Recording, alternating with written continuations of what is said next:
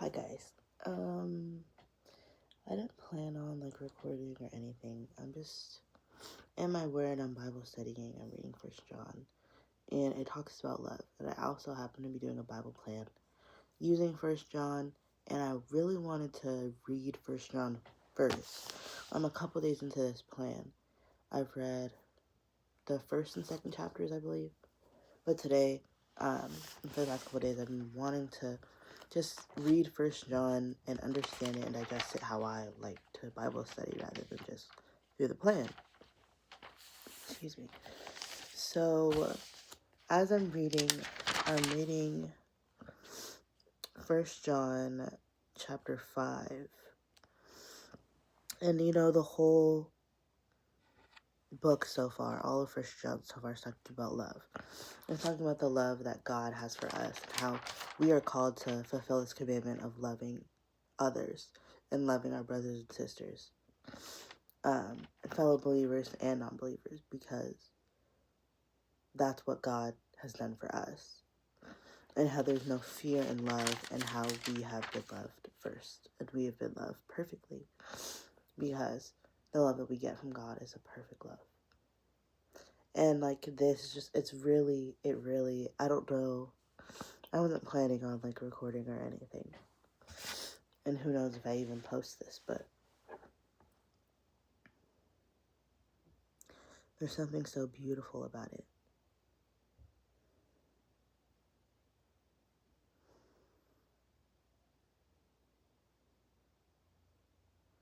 So far we've talked about, at least I say we, meaning me and the Spirit, we've been talking about, and we've been in this dialogue throughout this whole reading about how God is love, and how those that acknowledge and accept that Jesus is God, and that they are one, and Jesus is God in the flesh, and he is fully divine, that they are one with God, and that God lives in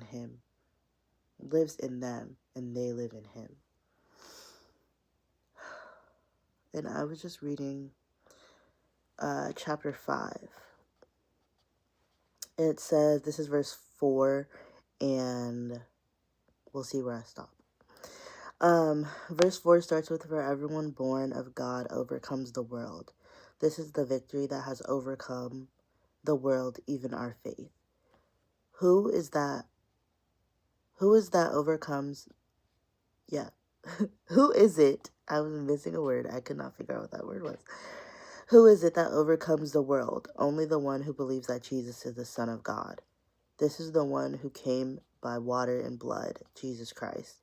He did not come by water only, but by water and blood. And it is the Spirit who testifies, because the Spirit is the truth. For there are three that testify, the Spirit, the water, and the blood, and the three are in agreement. Excuse me. So it was like that. It's a lot. It's like almost half of the 5th chapter of First John, and it is just talking about the agreement in somewhat of the Trinity that is shaped in a lot of divine forms. We know that the Trinity itself is, the Father, the Son, and the Holy Spirit. And we see that here the trifecta, the Trinity, is the Spirit, the water, and the blood. And that reminds me of this. It's John. It's in the book of John.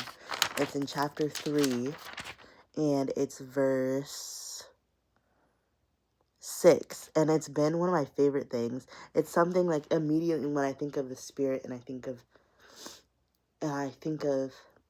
rebirth, I think of John 3:6, which is flesh gives birth to flesh, but spirit gives birth to spirit. And then 7 says, "You should not be surprised in my saying, you must be born again." And then 8 proceeds, "The wind blows wherever it pleases. You hear its sound, but you cannot tell where it comes from or where it's going. So it is with everyone born in the Spirit." And this verse, that set of verses, I've never paired all three together. 6 is just what sticks in my mind. That flesh gives birth to flesh and spirit gives birth to spirit. And I've kind of like kept that with me. John is the first book that I ever started to read when I decided that I really wanted to like read my word and be in my word, and how this was how I was going to be one with the Lord. Not through like just going to church, or like just being a part of praise dance groups or youth groups, or studying the word in youth groups, or studying the sermon that people post online or stuff like that. I realized that I need to be rooted in my word, and I need to know the word for what it means to me. Because what sticks with me, that flesh gives birth to flesh, but the spirit gives birth to spirit. That is something that has stuck with me for months. For months. And hearing that you don't know where the wind is going to blow, that is also how we are in our spirituality and our walk with the Lord. You never know where the Lord is going to pull you, what direction God is going to pull you in. And see, and even I noted as I was reading this that the water and spirit, born again as children of God through water and spirit. Because then we think about how, I cannot think about where it is right now, but how we were reading, I say we, and I mean me and the Lord, me and the Bible.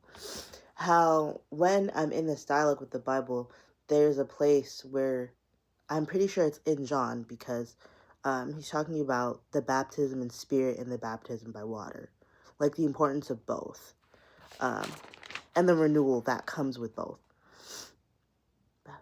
Oh, did I just find it?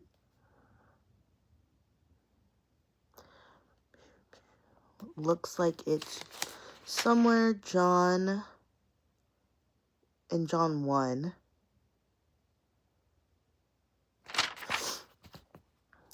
Uh, 26, I baptize with water, John replied, but among you stands one you do not know. He is the one who comes after me, the straps whose sandals I am not worthy to untie.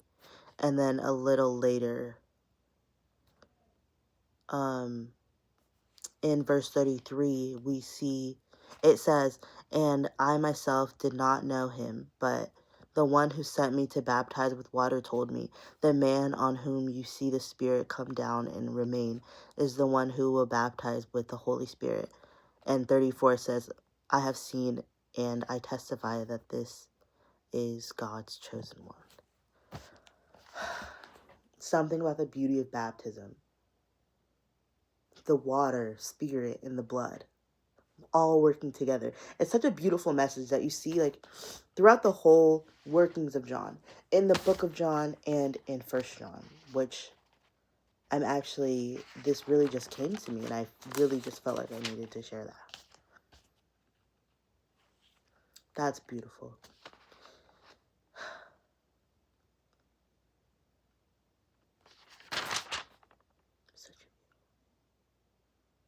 Well, I just wanted to come on and share that little tidbit.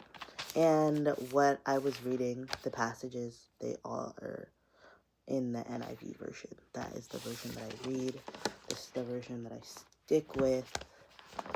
I've been wanting to get a study Bible in a different version, but I do not know whether that would be more confusing or not.